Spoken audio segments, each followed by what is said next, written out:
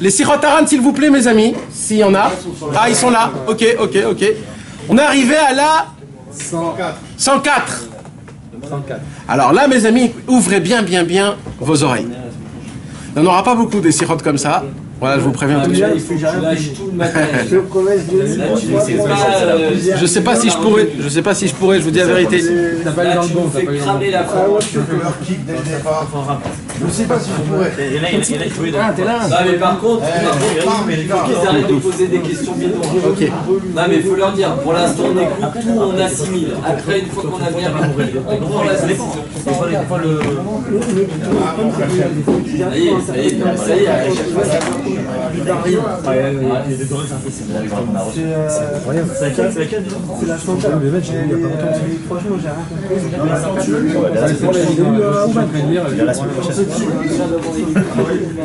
j'ai rien compris. Alors,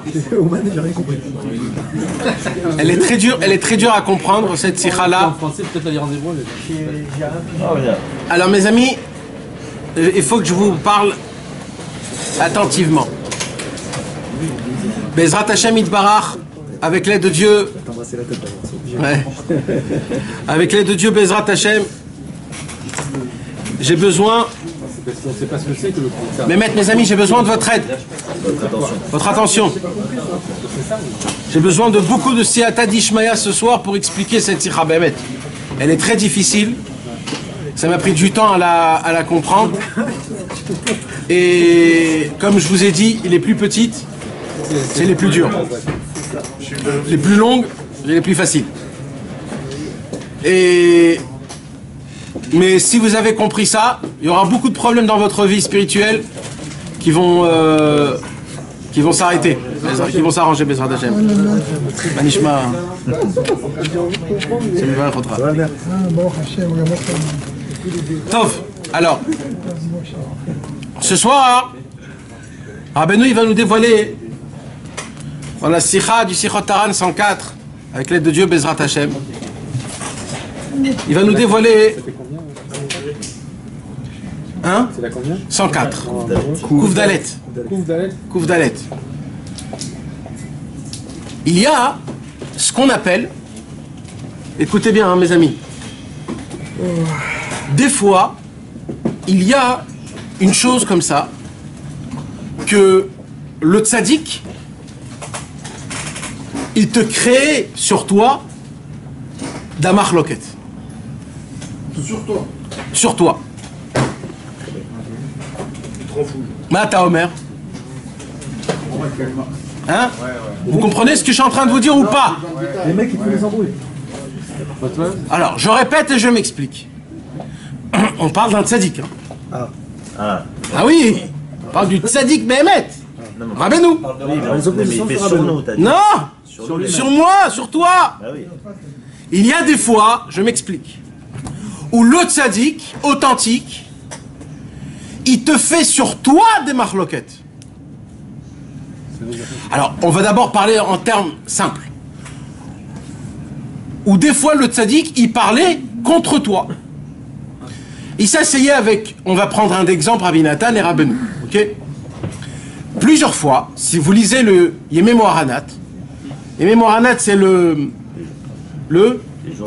les jours de Rabbi Nathan, son calendrier, sa biographie qu'il a écrit lui-même. C'est pas exactement sa biographie, c'est son Yoman. Comment on dit Yoman? Voilà, son journal. Rabbi Nathan a écrit un journal. Et là-bas, il nous dit, tout au début, on peut commencer à voir le lien au début que Rabbi Nathan avait avec Rabbi Nachman. Et on voit que plusieurs reprises, Rabbi Nachman, il parlait durement à Rabbi Nathan, presque à le faire craquer. Mais Rabbi Nathan il était venu pour une raison au départ. Il est venu pour contrer un petit peu le Rabbi Nachman. C'est pas ça qu'il a écrit dans... Jamais Rabbi Nathan, non. Au début. Non. Alors c'est qui on avait envoyé quelqu'un et après il est resté proche de Rabbi Nachman. Le Maguet de Torovitsa, non? Hein? Rabbi Yudel. Rabbi Yudel. Et pas pour opposer. Il voulait entendre un nouveau chemin dans la Vodat Hashem. Voilà. Rabbeinu l'a fait montrer qui il est. Tu n'as même pas commencé. Voilà. Tu n'as pas encore commencé. Ah, celui qui est parti, qui revient. Ouais. Alors, venez, on n'essaye pas trop de parler là parce que c'est difficile déjà. Arrêtez avec les questions, arrêtez. On écoute tout, après on pose. Laissez le raf.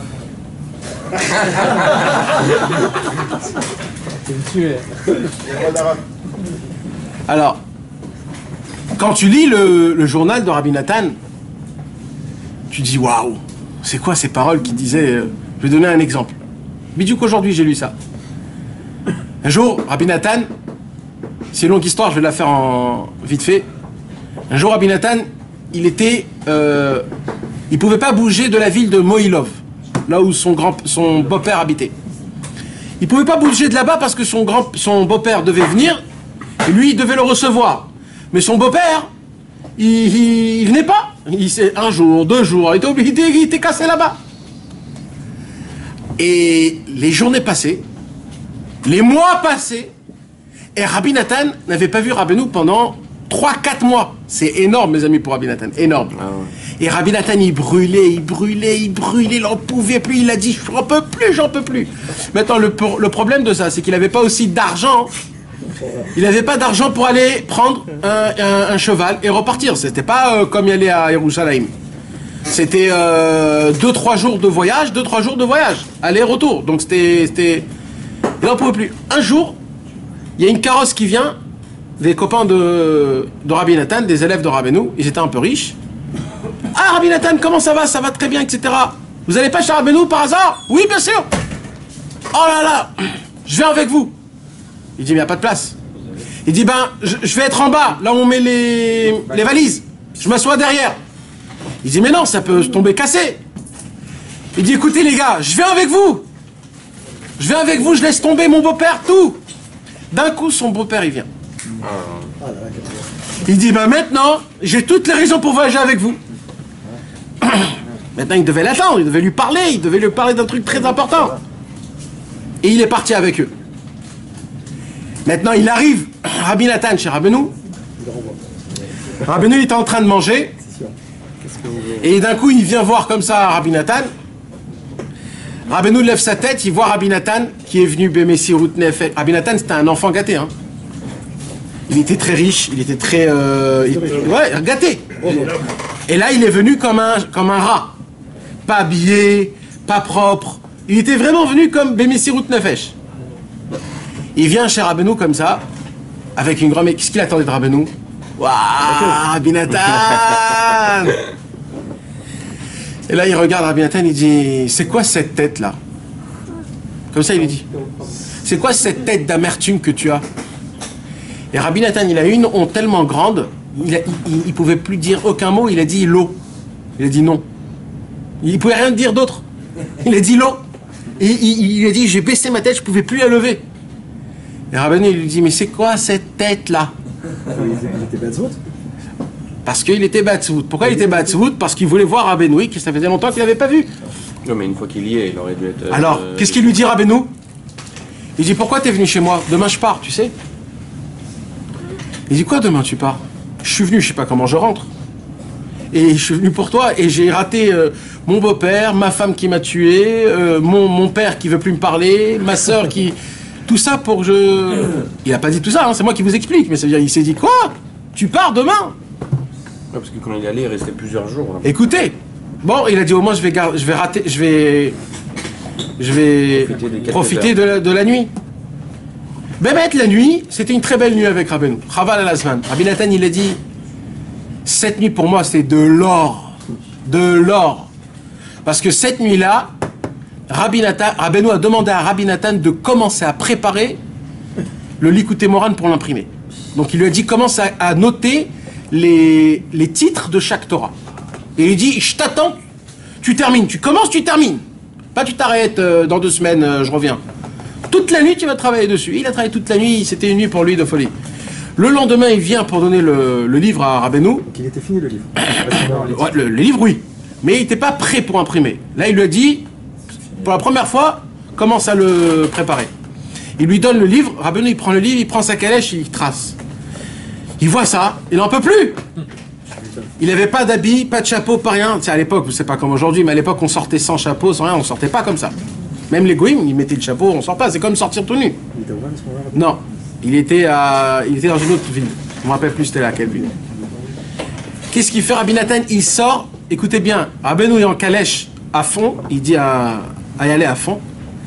Et Rabbi Nathan, il n'a pas le temps de prendre une calèche parce que et il commence à courir. Et il dit Rabbi Nathan dans son journal, en train de courir, je me disais mais pourquoi je cours? C'est un cheval là qui est en train de tracer. Pourquoi je vais courir? Il dit Rabbi Nathan, mais c'est la seule chose que je peux faire. Alors je vais le faire. Maintenant Rabbi Naftali, il voit Rabbi Nathan en train de courir. Il court, pareil. Et il court. Qu'est-ce qu'il fait Rabbeinu? Rabbeinu, il voit que Rabbi Nathan il court, Rabbi Naftali il court. Il s'arrête. Dès que Rabbi Nathan il s'approche, Rabbeinu il continue, il trace. Alors Rabbi Nathan, pourquoi il a fait ça Rabbeinu? Il voulait voir si Rabbi Nathan il continue encore. Dès qu'il a vu qu'il continue encore, Rabbeinu il a dit, on arrive dans l'autre ville et on les attend. Ils sont arrivés dans l'autre ville, ils sont arrivés à pied dans l'autre ville, en sueur comme ça. Et là Rabbeinu il a fait un sourire. Et il a dit, mais pourquoi tu cours? Il lui dit Rabbeinu. Pourquoi tu cours? Il était comme ça, il savait plus quoi faire, il savait plus quoi dire. Et il dit bon, on reste cette nuit, demain je repars.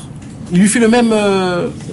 Et ça c'était au tout début. Hein. Il est ou quoi? Ah ben Vadaï, tu crois que c'était Rabbi Nathan, il formait Rabbi Nathan. C'était la formation. Toute la nuit il est avec lui, et là toute la nuit, vous savez qu'est-ce qu'il a fait? Il a écrit le Sefer Anisraf. Toute la nuit. Il a écrit que tous les élèves de Rabbeinu, ils sont rentrés dans cette ville pour voir Rabbeinu. Rabbeinu était enfermé avec Rabbi Nathan, personne ne pouvait rentrer. Rabbi Nathan, toute la nuit enfermé dans la chambre. Rabbeinu, il disait, et Rabbi Nathan, il écrivait. Toute la nuit, 4h, 5h, il a dit Rabbi Nathan, entre 4h et 5h. Il dit Rabbi Nathan, quand je suis sorti de la chambre, entre 4h et 5h, c'est le prix d'écrire tout le Sefer Anisraf. C'est quoi Nisra? C'est violet? Ouais. Il a dit Rabbi Nathan, quand je suis sorti de la chambre, j'ai senti que je suis sorti de la Hydra comme Rabbi Shimon Bar Yochai et ses élèves. Je ne savais plus si c'est le jour ou la nuit. Je savais plus où mon cerveau il était. Et il dit Rabbi Nathan il dit comme ça. Je suis obligé de faire le Hagomel. Et il dit Baruch Hagomel Achayavim Tovot. Il écrit Shek Malani Kol Tuv, que j'ai eu le mérite d'écrire des choses que je ne saurais jamais ce que j'ai écrit. Et le lendemain, dès qu'il est tout prêt, là Rabbi Nathan il est sûr que ça y est, c'est devenu son copain Rabbeinu. Là Rabbeinu il part. Il prévient pas. Il prévient personne où il va. Rabbi Nathan il voit ça, il dit là je prends un cheval parce que là il va pas m'avoir. Il va à droite à gauche, il monte sur le cheval, le caléché lui dit mais il a pas mangé le cheval. Il dit je m'en fous. Il fonce, le cheval il s'arrête. Et il voit Rabbeinu comme ça, tac, tac, tac, tac, tac, tac, tac, tac, jusqu'à qu'il ne voit plus. Maintenant, il se retrouve 2 fois plus loin de chez lui. Le cheval, Michel. Mais tout seul, que faire? Et sans chapeau, sans rien. Ça veut dire le mec, qu'est-ce que je dois faire? D'un coup, il y a une calèche de foin qui arrive. Ah maintenant, il dit, où vous allez? Il dit, on va à Moïlov, chez lui à la maison. Ah maintenant, il dit, mais je peux pas monter dans cette calèche. Et là, il dit Rabbi Nathan une parole folie. Pour aller chez Rabbeinu, je serais prêt de monter dans une calèche de foin. Mais pour y aller chez moi à la maison, revenir chez moi, il y a un minimum de kavod. Ça veut dire, pour aller chez le sadique, frère, dans la boue, s'il faut. Mais si tu dois revenir chez toi, il faut un minimum de présentable. Il dit, je ne pourrai pas revenir dans une calèche de foin, c'est impossible. Kouman en charter à l'aller, au retour. Au business class. Non, stop. Alors Bekitsour, il savait pas quoi faire, Il a dit, je vais aller chez mon père. Il va chez son père. Son père, il lui dit, tu peux pas rentrer à la maison. Je veux pas te recevoir à la maison. Le mal que tu fais à ta femme et à ta famille, je veux pas te recevoir. Ah maintenant, il se retrouve le soir, tard. Il dit, je vais aller chez mon grand-père. Son grand-père, il était gentil. Il a fait rentrer chez son grand-père, j'ai lui à la maison, il a dormi la nuit. Le lendemain, il est arrivé. Le père de son père? Ouais. Et le lendemain, il est arrivé après un Moïlov. Quand il est arrivé à Moïlov, c'est qui reçoit? Son beau-père. Son beau-père, il dit, tu t'imagines que je suis venu de très loin pour toi et toi tu pars? Il dit, mais tu t'amuses avec moi? Rabbi David Tzvi, mes amis, le beau-père de Rabbi Nathan, c'était un rave sur 72 pays. D'accord? Aujourd'hui, ça n'existe pas un rave comme ça. Ville, non, je veux dire. À l'époque, c'est des pays. Les villes, c'était des pays. C'était comme des pays. C'est des glilotes, c'est pas des ayarotes. Des glilotes, il y a écrit. Les glilotes, c'est ni des villes ni des pays, c'est des endroits. C'est comme les États-Unis. Comme les États-Unis. Les États, ouais. Tu comprends? Sur 72 États à l'époque. Rabbi David Tzvi était tellement grand que quand on arrivait dans une ville, ce jour-là, il faisait pas Tachanoun. Tellement ils étaient contents qu'ils venaient. Ils mettaient les habits de Shabbat. Shabbat, ils allumaient des bougies. Et Rabbi David Tzvi est venu pour donner la rabbanout à Rabbi Nathan, que Rabbi Nathan devient rave sur les 72 pays. Il a dit, et toi, tu t'en vas chez ton maître? Il dit, bah, je te donnerai pas la rabbanout. Rabbi Nathan, lui, il était très content. Mais Rabbeinu, il lui avait dit, prends la rabbanout. Rabbeinu, il lui a dit. Rabbi Nathan, il a dit, t'es sûr que c'est le Hémet? Il a dit oui. Il dit, t'es sûr que c'est le Hémet? Il a dit oui. Il a dit, c'est le Hémet, le Hamito? Il a dit non. Bon, là, il a pas eu besoin de la prendre ou pas la prendre. Ouais. Mais c'est-à-dire, si ce serait le Hémet, il serait battu pour ça. D'accord, mais... Mais c'est-à-dire quand même, tu t'imagines, c'est-à-dire, c'est quand même honteux. Honteux, t'imagines? Il se déplace. Normalement, il se déplace pas. Imagine-toi, le Rav Ovadia Yosef, il se déplace, il rentre chez toi à la maison pour te donner la rabbanout et toi tu pars chez ton maître, mais tu te prends pour qui? Non, mais si ton maître il est plus haut que tout le monde. Ouais, mais lui, Rabbi Nathan, il a dit sur son beau-père, je savais pas c'était quoi la différence entre Moshe Rabbeinu et mon beau-père, tellement il était grand. Oui, d'accord, mais s'il allait chez Rabbeinu, c'est qu'il considérait que c'était encore plus haut. Nachan, mais ça veut dire quand même. T'imagines la grandeur de qui on parle? Ça veut dire Gamon de Vilna, ça? Ouais. Mes amis, pourquoi je vous raconte tout ça? Parce qu'il y avait des fois, et ça, Baruch Hashem, aujourd'hui, pas Baruch Hashem, malheureusement, vous connaissez pas ça. Vous connaissez pas ça. Et Baruch Hashem, oui, vous connaissez pas ça. Le fait est que le tzaddik éloigne. Je vais vous apprendre une règle d'or. Bientôt Mashiach va venir. Amen. Tous les tzaddikim, ils vont se réveiller. Et tous les tzaddikim, ils vont commencer à travailler sur nous, nous rendre des tzaddikim à nous-mêmes. Ne croyez pas que ça va être de la pâte à modeler. Ne croyez pas que ça va être des bonbons et des chocolats à bouffer. Ça va être très massif, très dur.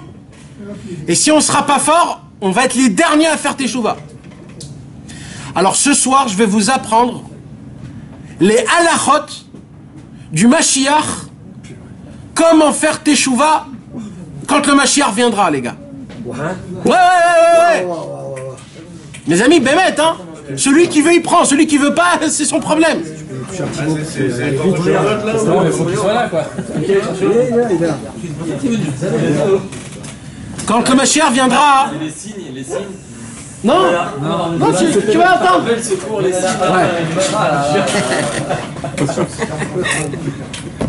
Non mais allô, le nouveau monde, alors là,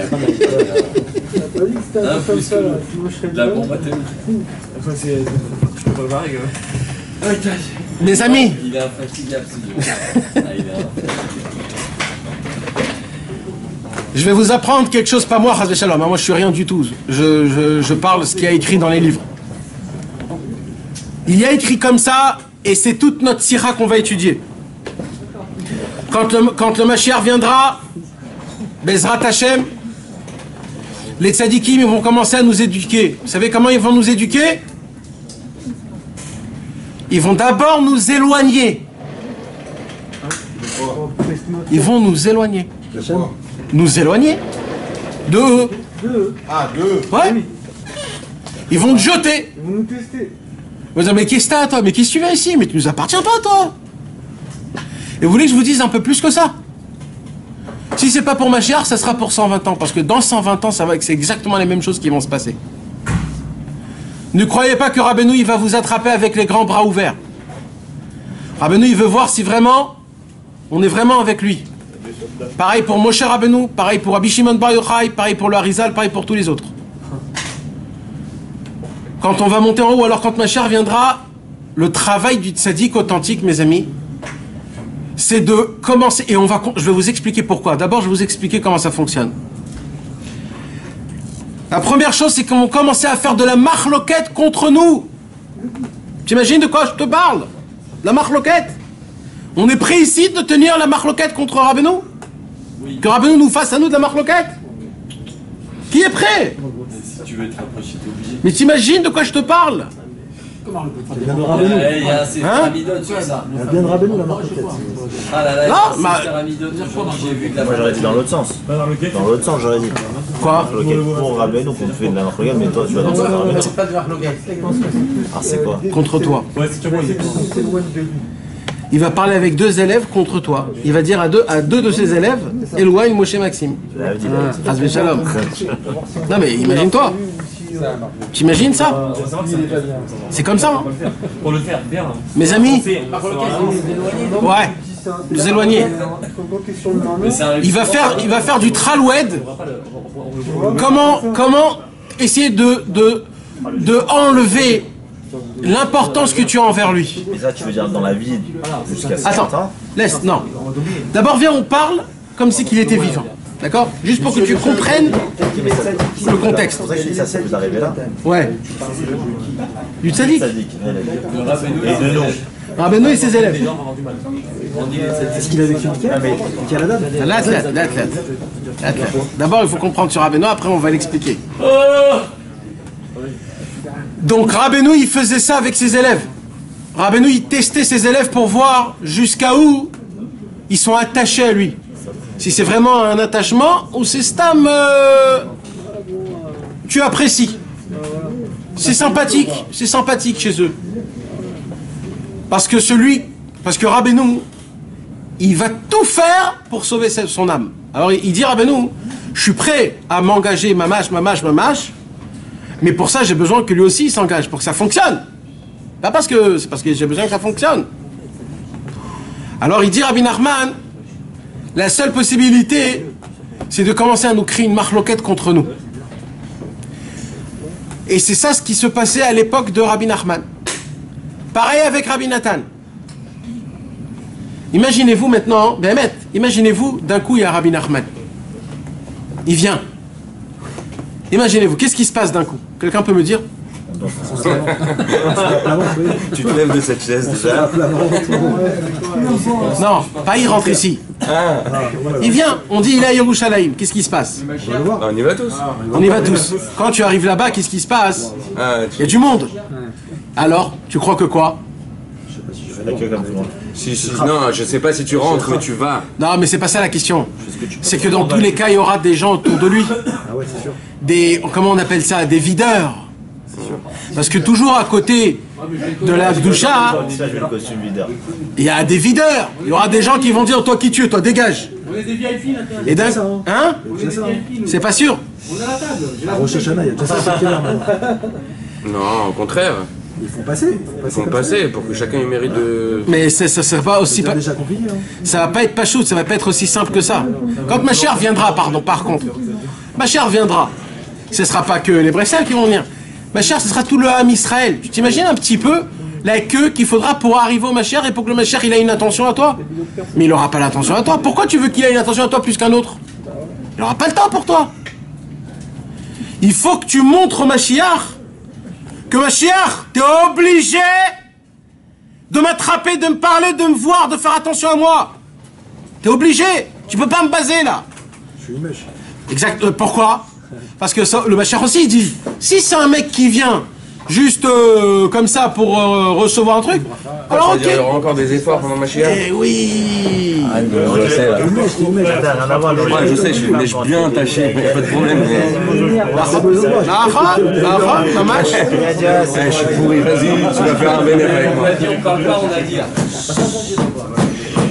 Mais non, mais si on Arrête de parler alors. Ah oui. Donc tu t'imagines que c'est ça? Ça veut dire que ça va pas être aussi pachoute comme on le croit. Déjà, quand il y a un monument, par exemple au Kotel, la Birkat Kohanim, ou alors c'est l'Akba Omer, par exemple. Shimon. Voilà, on a l'Akba Omer, on n'y va même pas. Tu crois que quand Mashiach viendra, tu iras, toi? Je parle pas de toi, hein, je parle de Stam, ça veut dire. T'imagines? Très très physique, hein. Tu Tu te laisses prendre conscience. Là, la puissance de serrage de gens qu'il y a à l'Akba Omer, c'est rien du tout quand il y aura le Mashiach. Exact. C'est de ça que je veux vous parler. Je peux mourir là-bas, vraiment, tellement c'était puissant. Mais t'imagines qu'est-ce qu'il faudra faire pour que il fasse... Atsule, il crie, genre les gens, ils sont évanouis. J'ai pas envie d'y aller, Steve. Ouais. Bien sûr. Il y aura pas les miracles. Ouais, bien sûr. Je vais aller dormir, il y a trop de monde, je vais aller dormir. Non mais il y aura pas les miracles, genre qu'il y a de la place pour tout Non, pas maintenant. Ça prend 40 ans avant qu'il y ait les miracles. 40 ans. Ça dépend pour qui. Non, c'est ça l'Inyan. C'est ça l'Inyan. C'est que c'est comme ça qu'il va tester. Pour qui? Ceux qui vont venir et qui vont avoir de l'audace sainte et qui vont dire Atsule, sauvez-moi SOS Mashiach, j'en peux plus, je peux plus, mon Yitzhara, j'en peux plus. Tout de suite, Mioun, comment on dit Mioun en français? Urgence. Alors le Mashiach il va pas faire attention. Si tu comprends pas que t'es en urgence, alors Mashiach il dit bon, t'es pas en urgence, alors attends que ton tour il vient. Mais aujourd'hui, Mais tu peux attendre. tu parles d'Oman aujourd'hui. Alors attends. D'abord, j'explique la métaphore, d'accord? Parce que la métaphore, elle est réelle aussi, hein. C'est juste pour que vous compreniez. Maintenant, je reviens un petit peu à la réalité. Rabbeinu, il faisait ça avec son entourage. Quand Rabbeinu arrivait à Ouman, Rabbeinu, il était très malade. Mais comme Rabbeinu, c'était un homme qui était très... C'était un aimant. Il attirait les gens. Donc il y avait à Ouman les trois philosophes athées. Voilà, que quand ils ont vu Rabbeinu, ils sont tombés amoureux de Rabbeinu. Eux, ils rentraient tous les jours chez Rabbeinu. Tous les jours. C'est eux qui jouent aux échecs, Ouais. Non, c'est parce qu'il parlait mal à Israël. Ouais, c'est eux. C'est vrai? Ouais. Et Rabbi Nathan et Rabbi Naftali, ils étaient dans la chambre de dehors. Et ils les voyaient entrer, sortir tous les jours. Et ils se disaient, oh là là, ça fait une semaine qu'on est là, on n'ose même pas frapper à la porte. Parce qu'il est malade, Rabbeinu, on veut même pas l'embêter. Et eux, ils rentrent, ils sortent comme de rien n'était. Et avant ça, il y avait Rabbi Shmuel, Isaac et Rabbi Youdel, qu'eux, ils entraient tous les jours chez Rabbeinu. Et Rabbi Nathan et Rabbi Naftali, ils crevaient de peur de rentrer chez Rabbeinu. C'est le plus haut, ça. Nahon. Mais Rabbi Nathan, il a dit, j'ai perdu beaucoup. Parce que combien j'aurais pu savoir? C'est ça, doucement, tu vas loin. Non. Ça. Il n'est pas rentré beaucoup, mais Oulala, les règles ils changent, Maxime. Quand t'es avec Rabbeinu, les règles ils changent. C'est pas les Atléa, Tiyetov. Ça, c'est où tu. Voilà, Non. Il est rentré un peu. Ouais, mais c'est. Il a regretté, mais bah ça, C'est pas lui qui a regretté, c'est devenu ce qu'il devait être, c'est tout. Nahon. Mais nous, on pleure. On aurait beaucoup plus de Torot, beaucoup plus de Sirot. Oui, d'accord. Non, mais tu t'imagines de quoi on parle? C'est-à-dire, Non, mais parce que c'est pas Stam. Il n'a pas voulu être comme ça. C'était pas la raton de Rabbeinu. Hachem, il voulait pas comme ça. Non, mais Rabbi Nathan, il dit, mais fourrage. Rabbi Nathan, Même s'il regrette Rabbi Nathan, ce qui s'est passé, c'était comme ça. alors tout, c'est comme ça. Bah oui. Oui, mais on rentre pas dans ça. Nous, on regarde dans qu'est-ce qu'on pouvait. C'est ça qu'on va regarder, nous. La leçon à tirer. Et c'est ça, la leçon à tirer, c'est quoi? Tu comprends? La leçon à tirer, c'est que toi, il faut que tu saches une chose. Alors, faut pas prendre exemple sur Rabbi Nathan. Il fallait être Rutzpan et Mamash, rentrer. ouais. Et Rabbi Nathan, il a dit, j'ai fait ça plusieurs fois, j'ai gagné. Et à la fin de sa vie, la dernière nuit qu'il a passée avec Rabbeinu, Rabbi Nathan, il voulait pas se mettre dans sa tête qu'il allait mourir. Et à cause de ça, il a dit, j'ai perdu toutes les paroles que je voulais lui poser comme question. Si j'avais de l'audace gratuite, j'avais encore plein de questions à lui poser, il fallait que je lui pose. Il a poussé à dire la Torah 8. Non, ça a été dit Rosh Hashanah. Moi, je te parle pendant Sukkot. Il avait tu sais, les questions que tu poses à la fin. Comment ça va se passer? Comment on fait avec ça? Qu'est-ce qu'on fait comme ça? T'imagines ces questions? Il a rien posé comme question parce qu'il voulait pas se mettre dans la tête qu'il allait mourir. Et il dit, si je m'aurais mis dans la tête, j'aurais posé ces questions, tout ça serait comme il faut. Et on voit que Rabbi Nathan, il a fait la même chose avec ses élèves. Rabbi Nathan, il avait ses élèves. C'était tous des jeunes. Et il y avait les élèves de Rabbeinu, qu'après que Rabbeinu est mort, ils rentraient chez Rabbi Nathan, mais pas souvent, parce que c'était leur ami. T'imagines maintenant ton ami, ça devient le maître. C'est difficile. même qu'ils avaient vu, mais c'est difficile. Il dit Rabbi Nathan, eux, Dafka, je les éloignais. Pourquoi je les éloignais? Les élèves de Rabbeinu, il éloignait. Parce qu'il fallait qu'ils comprennent qu'ils ont vraiment besoin de moi. Mamash. Et s'ils comprennent pas qu'ils ont besoin, de moi, ils peuvent pas venir comme ça. Il faut qu'ils comprennent qu'ils ont vraiment besoin de moi. Et là, mes amis, j'arrive au sujet Emet. Il y a 25 ans, où Rabbi Israël Dov Odesser est parti de ce monde. Et Rabbi Israël Dov Odesser, ça a été le #1 mondial de personnes qui a fait le vrai tri pour rapprocher les gens à Rabbi Nachman de Breslev. Nous, on croit aujourd'hui presque, c'est une petite obligation d'être Chassid Breslev pour tout ce que Rabbeinu nous donne comme cadeau. Mais pour Rabbi Israël, à ses yeux, celui qui devient Chassid Breslev, c'est pas donné à tout le monde. C'est un mérite, celui qui peut avoir un lien avec Rabbi Nachman. C'est un mérite énorme. Et on ne peut pas laisser comme ça tout le monde rentrer. C'est quoi cette spoutavote? Il n'y a pas, on ne peut pas connaître c'est quoi. Et pas tout le monde peut comprendre c'est quoi ce mérite énorme d'avoir un lien avec ce tzaddik-là. Et Rabbi Israël, il avait un inyan comme ça, de rejeter les personnes. Mais très fort. C'est pour ça que d'un côté, Baruch Hashem, d'un côté, que vous ne l'avez pas tous connu. Parce que ça serait possible que vous tous là aujourd'hui, vous ne serez pas là. Tous. Tous. La manière et la façon de comment il procédait, tu te posais des questions, tu te dis mais normalement un tzaddik qui ne fait pas des genres de choses comme ça. Ça va avec son temps après. C'est-à-dire quoi? C'est-à-dire que maintenant, on a plus ce rejet genre, par rapport au fait d'essayer de se rapprocher de Breslev, mais parce que ça fait que Rabbi Israël, il s'est adapté quand même sa façon de faire aux générations à venir. Alors non, Ça a développé une possibilité de rapprocher des personnes beaucoup plus simplement que justement de... Ça a rapproché qui ça devait rapprocher quoi. Ceux qui se sont rapprochés, ils sont devenus des tzadikim. C'est ça que je veux t'expliquer. La raison pour laquelle aujourd'hui on est des shlémazelnik, on est des imbéciles, c'est parce qu'il n'y a pas eu quelqu'un qui nous a fait ce travail-là.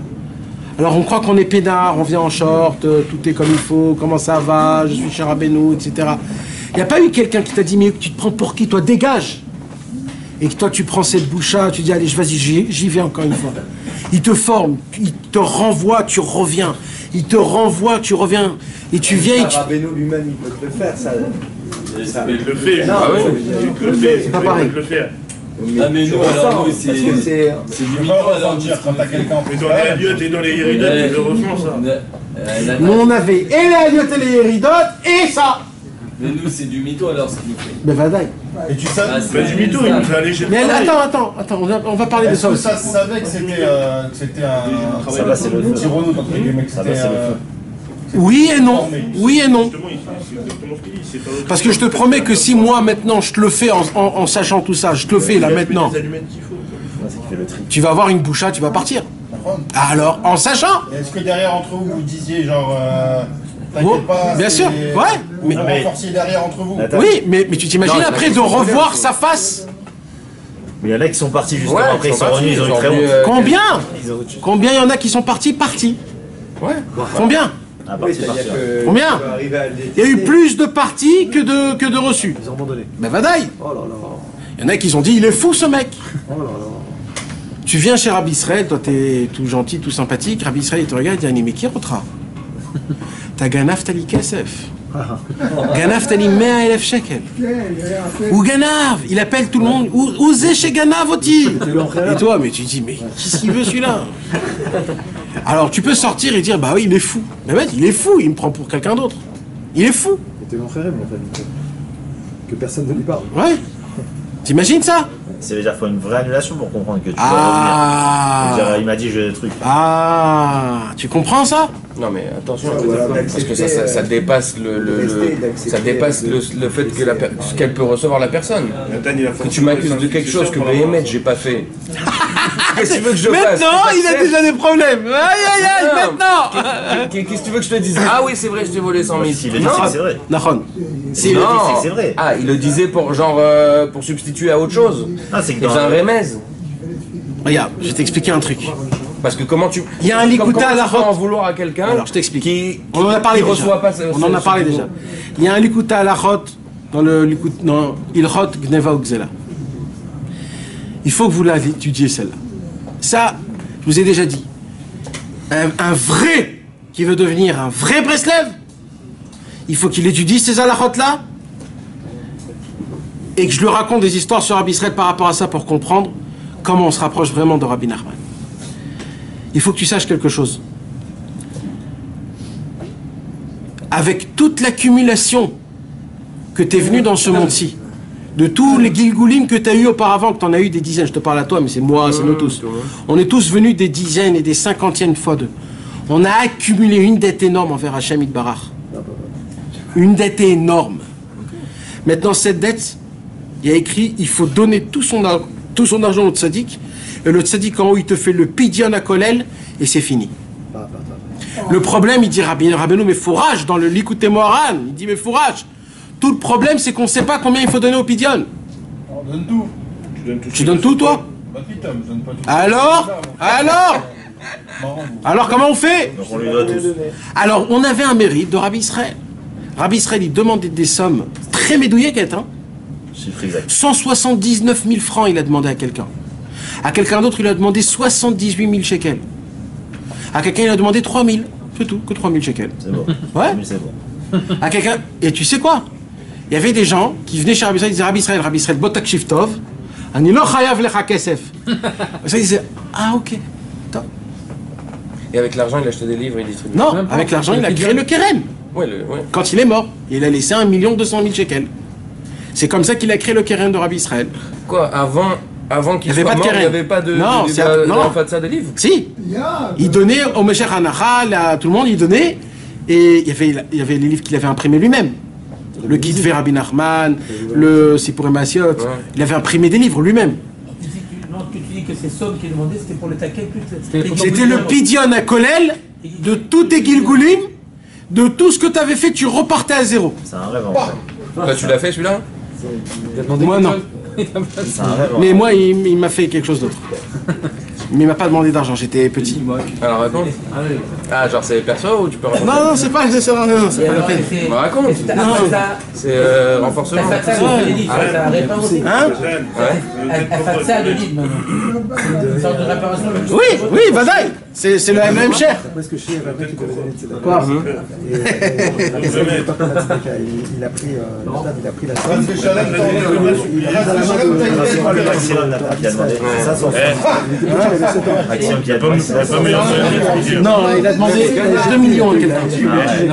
J'ai quel Ouais, chez quel? C'était ça, tu dis? Là, il est venu, il a dit j'ai pas. C'est ça qu'il avait cru. Alors il a fermé les yeux, Il lui a dit canard. il a dit donne-moi 70 000 pounds. Il a dit mais sache une chose. Pound. Livre sterling. C'est beaucoup. Nahon. Mais il lui a dit si tu me les donnes, tu te marieras, tu auras des enfants. Et c'était un mec, il était malade, un malade mental, un fou, un vrai fou. Alors tu vois, tu dis celui-là. Son père était très riche.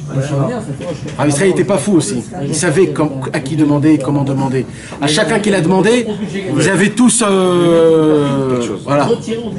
Donc son père était très riche. Il a donné les 70 000. Le jour où il a terminé de donner les 70 000, il a eu son chidour, il s'est marié, il a eu des enfants. Et c'est devenu un très grand sadique, ce mec. Un vrai grand sadique. Et Rabbi Israël, il a dit, lui, il fait partie des 36 sadiques qui me cachaient. Breslev toujours. Mais Vadaï, nanar et tout. Il habite à Londres. Qui c'est l'aide? Eliezer, Ken.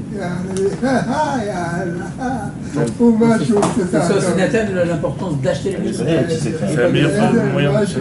Il y a un Inyan comme ça, Vadaï. Tu sais que tu connais bien l'histoire de Michael. Ouais. Tu sais que sa mère, à Bachat, c'est très pauvre. Ouais. Elle lui avait donné un petit peu d'argent pour qu'il tire en Israël. Et quand il arrive en Eretz, il a tout donné à Rabbi Israël. Ouais.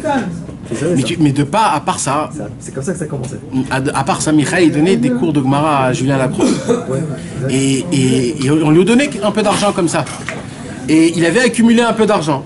Quand Rabbi Israël lui a demandé la somme exacte, c'était mamash, ça veut dire, c'était en équivalent de cette somme-là, il avait besoin encore plus.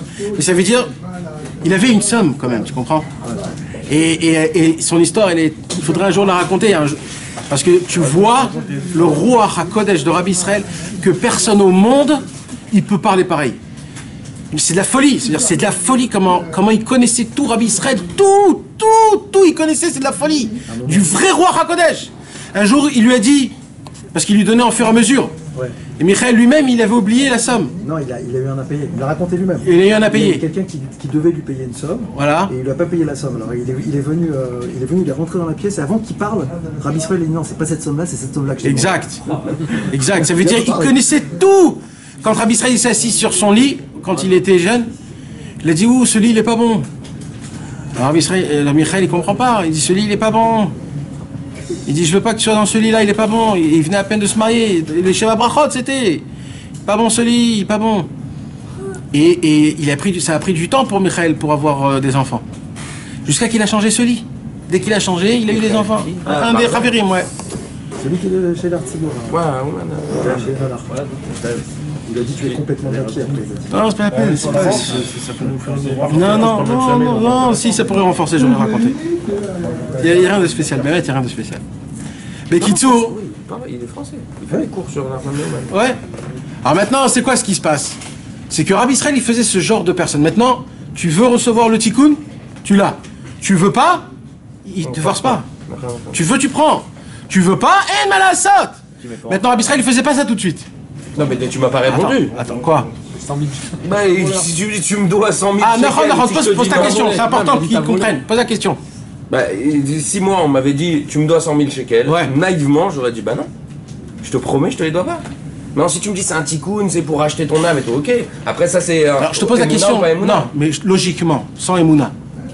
Un Oved Hashem de 100 ans, élève de Rabbi Israël, cordonneur, il te dit, il te chayav lecha kesef. Il est quoi? Il est fou? Il est pas fou? Qu'est-ce qu'il croit? Il te prend pour quelqu'un d'autre? Tu continues à vouloir t'attacher. Entre toi et moi, ma Corée. Non, mais je. En plus, à l'époque, il savait en Oui, ben d'accord, mais je te parle dans la simplicité. Oui, la simplicité, logiquement. C'est la première fois que tu vois en plus. Bah oui. Bah oui, la première fois. fois. Je l'ai jamais vu, il me dit tu me dois 100 000. Et je vais dire pourquoi il me dit ça, qu'est-ce que j'ai fait, qu'est-ce que j'ai fait. Mais c'est grand dans le sens où. Sache que la somme c'est 100 000 pour le tikkun. Ah, il te dit pas le tikkun, si je te dis le tikkun, tu donnes. Entre deux secondes, je simplifie. Ou sache, j'ai déjà fait le travail et t'as pas payé encore. Non, j'ai pas fait le travail, non. C'est toi qui dois faire le travail, moi je fais pas de travail. J'attends, non. D'accord, ça c'est Rabbeinu par Rabbi Israël. Rabbi Israël c'est un élève. Il savait qu'il faisait des tikkun comme ça. Quand le mec il venait, par il disait ah tu dois 100 000, il n'y avait pas un mec qui lui disait frère, tu payes. Pas un mec qui disait. Mais les gens ils se bagarraient avec Rabbi Israël. Parce que ça c'est sympa. C'est encore facile pour les gens qui sont dans la Emouna, ok? Je vais donner un cas des gens qui étaient chachamim. Rabbi Israël, on lui donnait de l'argent. D'accord? Alors il avait de l'argent dans sa poche. Maintenant Rabbi Israël, il ne voulait pas garder l'argent avec sa poche. Il ne voulait pas. Alors il avait des gens, Rabbi Israël, que c'était des gens qui... C'était des poches. Voilà. Alors il appelait. Yaakov Lando, viens ici. Il commençait à trembler. Il savait déjà l'histoire. Il dit, écoute, j'ai de l'argent. Ouais. Il dit, j'ai de l'argent. Tu peux me le garder, s'il te plaît? Il avait déjà tout compris. Il dit, Rabbi Israël, gardez-le chez vous. Pourquoi tu veux me le... Non, il dit, non, je veux pas, tiens. Et il lui donnait, il savait, c'était foutu pour lui. Quoi, il va lui réclamer plus après? Alors non. Alors il vient, hein. La nuit, il se réveille Chatzot, Rabbi Israël. Il entend le... Parce que Rabbi Israël, il était fin. Avec tout ça, il avait de la finesse, Rabbi Israël. Il ne réveillait pas les gens. Alors il faisait des bruits pour que les gens ils se réveillaient Chatzot. Alors il faisait comme ça. Et tout de suite, tu te réveillais. Rabbi Israël, t'as un petit machou. Choum d'avoir. Macha, ah, Chatzot. Chatzot. Bon, le mec, il était obligé de faire Chatzot. Il faisait Chatzot. Après, il dit Rabbi Israël, je crois que je t'ai donné un peu d'argent. Il dit Ken Rabbi Israël, et je les ai pas touchés, je les ai mis là depuis que tu me l'as donné, ils ont pas bougé. Il dit ok. Il dit prends l'argent. Il dit ok. Compte. Il commence à compter. Tac. Il dit regardez, Chad, Shtaim, pas un par un, voilà, tu vois, je prends rien. Il dit la. Zélosé. Il dit Chasser pour. Et là, nous on rigole. Mais tu fais pipi, Béhémet, tu trembles de peur. Tu trembles de peur. Quand Rabbi Israël était chez nous à la maison, toute la nuit il a crié quelque chose. Toute la nuit, ma mère elle pleurait. De quoi? Qu'est-ce qu'il disait, Rabbi Israël? Émet! Comme ça toute la nuit, il criait. Pourquoi tu pleures? Émet! C'était un cri, comme je vous ai expliqué. Quand on a fait rentrer Rabbi Nathan à la prison, et qu'il y a des Russes qui sont venus le violer, il a crié un cri, que tout de suite comment on appelle? Le gardien, il vient et il le sort. Maintenant tout le monde crie à la prison. Et le cri de Rabbi Nathan, c'était un cri de 50 ans de cri d'Idbodedut. C'était pas le même cri que quand quelqu'un crie. Quand Rabbi Israël, il criait Emet, c'était 100 ans de Emet dans le Yar, dans la Vodat Hashem. Quand tu entends une seule fois Emet, tu peux plus être sheker. Tu ne peux plus être sheker. Tu peux plus. Même si tu veux, tu peux pas faire un vice. T'entendais et comment il chantait Emet, comme si que 4-5 personnes parlaient ensemble. Une conversation de 6 heures avec une seule personne et un seul mot.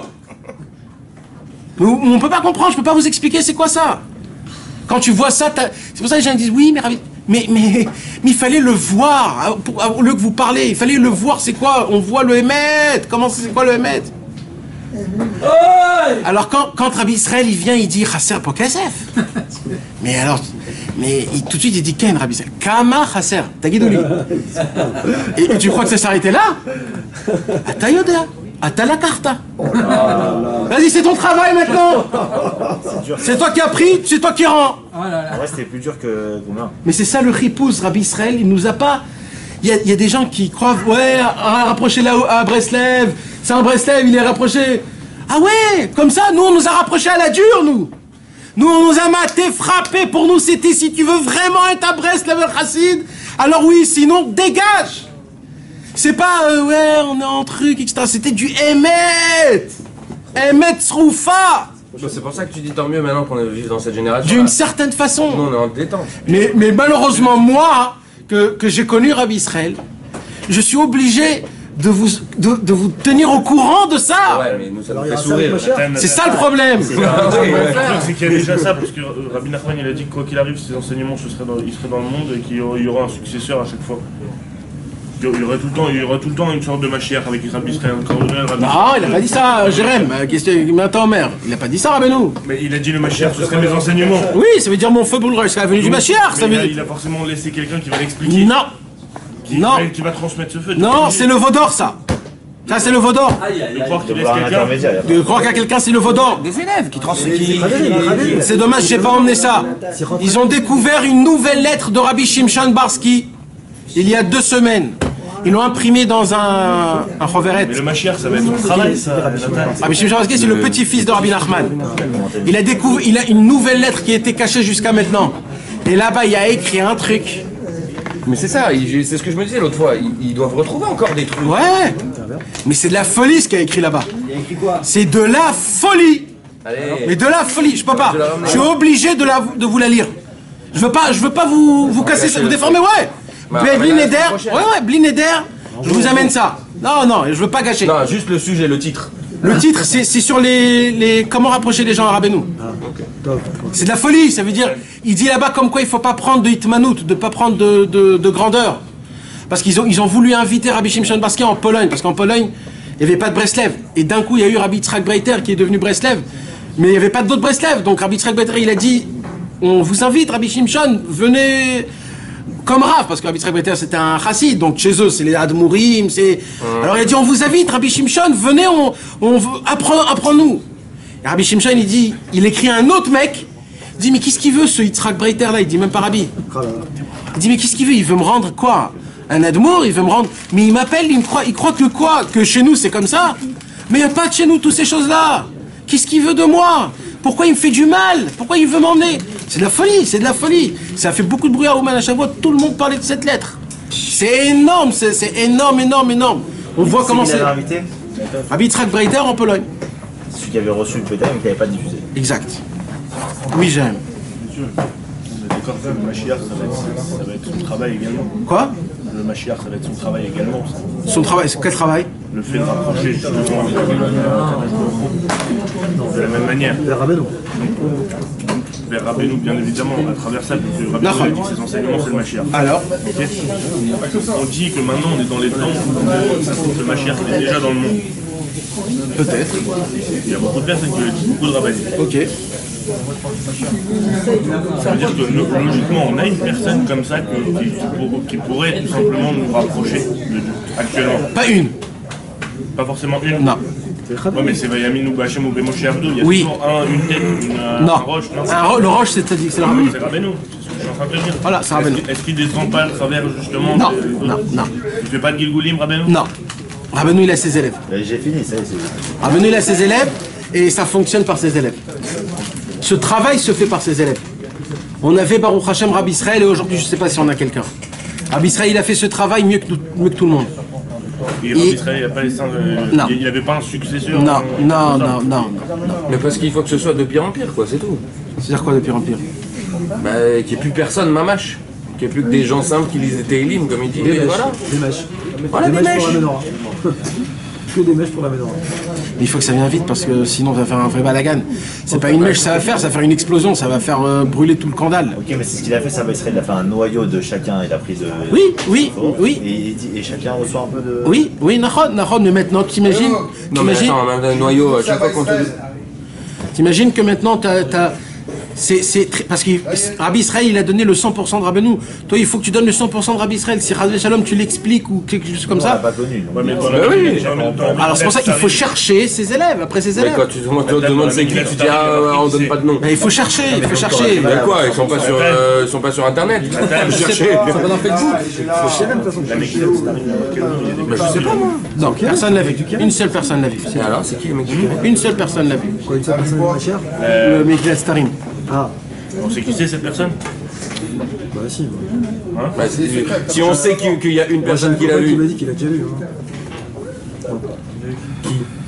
Parce que moi j'ai entendu qu'elle tournait justement. On n'avance pas là, on avance pas. Mais non, c'est le gars du Mashiach. De toute façon, c'est... D'accord, on a un CDR. Nahon, mes amis. T'as commencé à l'envers, hein. Normalement on commence avec le texte. Parce qu'elle est très difficile cette sira. Il a dit 8 ans, hein. C'est la Agdama du avant. texte, En tout cas, le sujet, c'est que Rabbeinu il repousse. De plus en plus. Rabbeinu il repousse. Alors, pour revenir. Alors, on a pris la halakha de Mashiach. C'est quoi la halakha de Mashiach? Et là, mes amis, je viens au contexte. C'est très important aujourd'hui au concret, d'accord? Avec toutes les histoires que je vous ai racontées, Rabbeinu, Rabbi Nathan, Rabbi Israël, qui faisaient ce genre de travail, c'était pas que avec de l'argent, hein, Maxime? C'était avec quoi? C'était pas que avec de l'argent.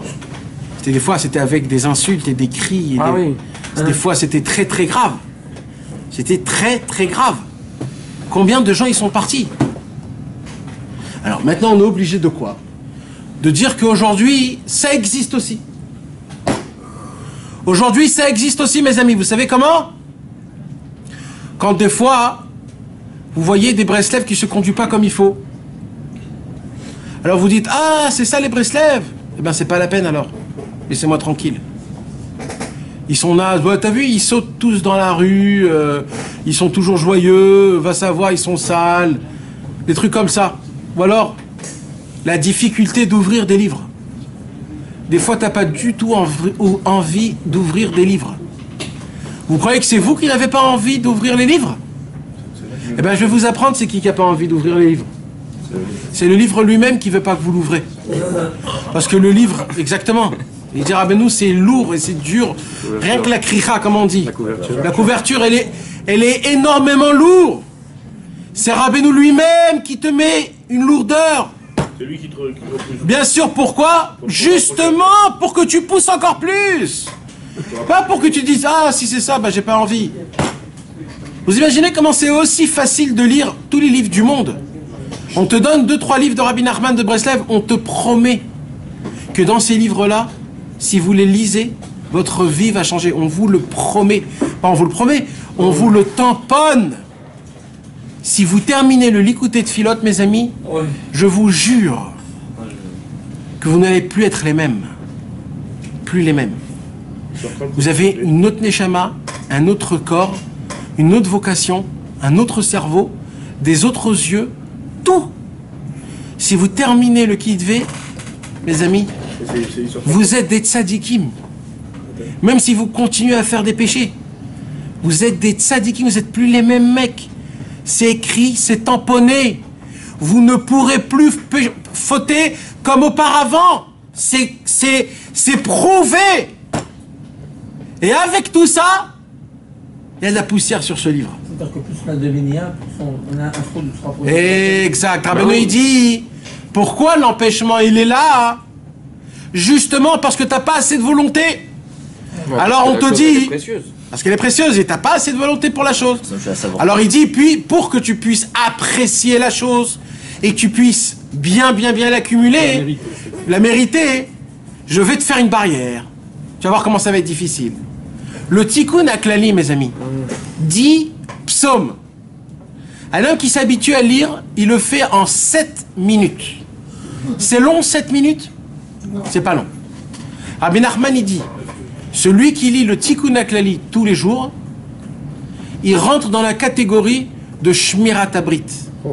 Cet homme-là, il garde son Brit. Même si Chas V'Shalom, il tombe, il est dans la catégorie de Shmirat HaBrit. C'est un niveau déjà. C'est déjà un niveau, c'est un commencement. Rien que le lisant tous les jours. Il dit Rabbi Nachman, c'est les Chassid de Brest. Et combien ne le disent pas? On vient à Ouman. Rabbi Nachman nous promet que celui qui vient à Ouman et qui lit les 10 psaumes et qui met une petite pièce, il sauve des plus profonds des abîmes possibles. Combien de Tikkun HaKlali on a lu quand on était à Ouman? On va parler un ou deux. Un par jour, on va dire. Et même ça a été vraiment... Pour faire ton truc. Voilà. Mais normalement, un homme qui a un peu de logique, un homme qui a un peu de... Il reste toute la nuit, toute la journée en faisant que des Tikkun HaKlali. Oui, ça suffit. Mais tu te dis, si un, il fait son effet, tu t'imagines si j'en fais deux? Non, c'est ça y est, l'effet. Alors non. Alors de base, t'as raison. De base. À partir du deuxième, mais là, donc toi tu dis que c'est Rabbeinu qui nous empêche alors? On en fait qu'un seul et Rabbeinu nous dit stop. Ouais.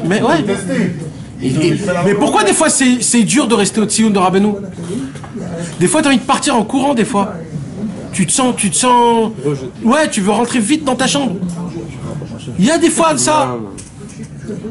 Il y a des fois ça. Parce qu'il veut voir, oh. Reste.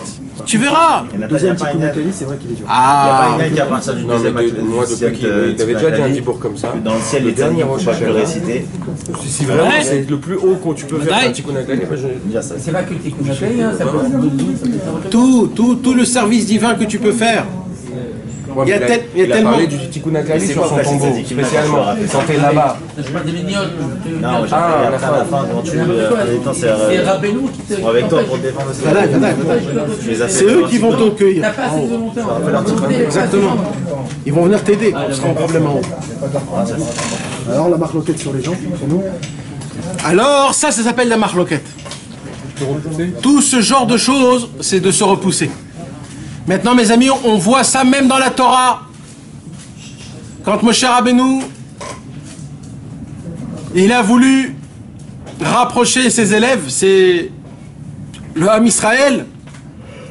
Au début, il leur a dit, vous pouvez pas recevoir la Torah. Il leur a dit, mais fourrache, parce que vous êtes des pécheurs. Et là, il y en a qui se sont levés, ils ont dit, non, on veut. Et c'est là où ils ont dit, Naaseh Venishma. C'est ça en fait, c'est pourquoi? Parce qu'il voulait voir si peut-être on est vraiment chaud. Si on veut vraiment vouloir appliquer, recevoir la Torah. Yoshua bin Nun, Eliyahu Hanavi, Rabbi Shimon Bar Yochai, Rabbi Akiva, même Avner ben Ner, même Acher, Elisha ben... il y avait le Ménaché. Ménaché, c'était un roi d'Israël qui a fauté. Il a entendu une voix du ciel. Tout le monde peut faire teshuva, sauf Ménaché. La Gemara pose la question, alors quel libre arbitre il avait? Il entend une voix de Dieu qui dit tout le monde peut faire teshuva, sauf Ménaché. Quel libre arbitre il a? La Gemara, elle dit non, c'est Dafkatassa son libre arbitre. S'il aurait fait teshuva, il serait plus grand que David Ameller. Mais il devait pousser ça jusqu'à même contredire la voix du ciel. C'est du ciel, on te... Moi j'ai un ami qui s'est rapproché de Rabbeinu, et c'était une flamme, mes amis, un feu. Il n'y a pas une neshama comme ça beaucoup dans ce monde. Voilà, je vous le dis. Il s'est rapproché de Rabbeinu, c'était... Il est venu à Ouman la première fois. Quand il est venu à Ouman, il a vu le Tsioun de loin. Il était tellement allumé, il a jeté son chapeau comme ça. Il a sauté comme un Gaul dans le Tsioun de Rabbeinu. Comme ça, tout le monde a rigolé. Mais lui, il était tellement simple. Il est resté comme ça, par terre, en train de pleurer des heures au Tsioun de Rabbeinu, tellement qu'il attendait ça. J'étais en plein milieu de l'année, il attendait que pour venir à Rosh Hashanah. À Rosh Hashanah, il vient. Il a eu un problème. Il n'a pas pu voyager à Ouman. Il a dit, je suis monté au toit du Sde Atoufa. Il a dit, j'ai prié à Hachem qu'il y a un nuage qui passe et qui me prenne en Ouman. Tellement il était... Il a dit, Hachem, dans La Princesse disparue, il y a écrit qu'il y a un nuage qui est venu. Je veux un nuage qui vienne me prendre à Ouman. Il est resté là-bas jusqu'à une demi-heure avant Rosh Hashanah. Et depuis ce jour-là, il a tout lâché. Genre quoi, le fait il qu'il n'y a pouvait pas comprendre comment Hachem l'a laissé là-bas. Avec tout ce qu'il a fait. Parce qu'il a fait beaucoup de choses. Hein. C'est pas Mehmet. C'était un sérieux le mec. C'était pas un stam. Il a dit, mais comment? Comment? C'était son premier Rosh Hashanah. Ouais, il n'avait jamais fait un Rosh Hashanah chez Rabbeinu. Ah, mais il va revenir, ça t'inquiète pas. À Bezrat Hachem. Ça, c'est sûr. C'est très vite cette histoire alors. Ouais. C'était, on va dire. Il est venu 7 ans après, frère Kipa, Nanar, Bebar, Théot. Donc pendant 7 ans, il n'est pas venu. Ouais, Bezrat Hachem. Il est venu, écoute-moi, il est venu. Alvaï, en tout cas, lui, quoi. Lui, on l'a repoussé. Mais il a pas supporté ce repoussement. Il aurait dû attendre 30 minutes en plus. Bloqué à l'aéroport la deuxième fois que vous devez. Moi j'avais un Shavuot comme ça. J'arrivais à Shavuot comme ça. On a un avion, on demande une place. Moi j'arrivais à faire ça. À cette époque-là, je sais pas, quelque chose. On a envoyé de l'argent pour le billet. Moi j'arrivais à comme ça. Là il me dit c'est sûr que je l'ai pas vu. Quand je l'ai vu à Shavuot, il me dit c'est sûr, c'est impossible. Mais si lui tu l'as vu, c'est pas possible. Je suis sûr d'avoir vu. Un qui m'a dit c'est bien ou bien pas. Je suis sûr d'avoir vu. Mes amis, maintenant, vous avez compris ce sujet-là. L'éloignement. Je vous en supplie. Si vous vous sentez des fois éloigné du tzaddik, vous savez c'est quoi des fois éloigné du tzaddik? Quand vous priez pour quelque chose, et Dafka veut tomber dans cette chose-là. Dafka. Genre pour ne pas faire, je prie pour ne plus faire ça et en fait Dafka. Voilà. Mais c'est ça tikkun. Hein? C'est ça tikkun, c'est ça qui te fait réparer la chose. C'est l'éloignement. Non, mais c'est pas ça. C'est le contraire. Non, mais c'est pas ça. Non. Si t'as pris les mecs. Moi j'ai un ami qui était litaï, c'était pas un chassid, un litaï, barbe Borsalino, un litaï. Il s'est rapproché de Rabbeinu Yeshiva. Il s'est rapproché de Rabbeinu. Je vous ai raconté cette histoire. Et je lui ai parlé énormément. Je lui ai dit, tu sais quoi, Azov, l'écoutez Moran, Azov, tout ça. Commence à lire tous les jours le Tikkun HaKlali. C'est tout. Depuis le jour où il a commencé à lire le Tikkun HaKlali, il a eu des notions nocturnes, des pollutions nocturnes. Il dit de toute ma vie, j'en ai jamais eu. Le jour où j'ai lu le Tikkun Akli, la première fois de ma vie, j'en ai eu. Le lendemain, pareil. Un jour, il m'a dit, oh, faut que j'arrête là, c'est très grave. T'imagines quel Nisayon c'est ça? Maintenant, c'est pas un Baal Tchouva, c'est un mec qui est gardé. Tu vois ça, tu te dis, mais attends, mais qu'est-ce que j'ai fait? Mais là, tu prends, tu dis, mais c'est très grave cet endroit, c'est horrible.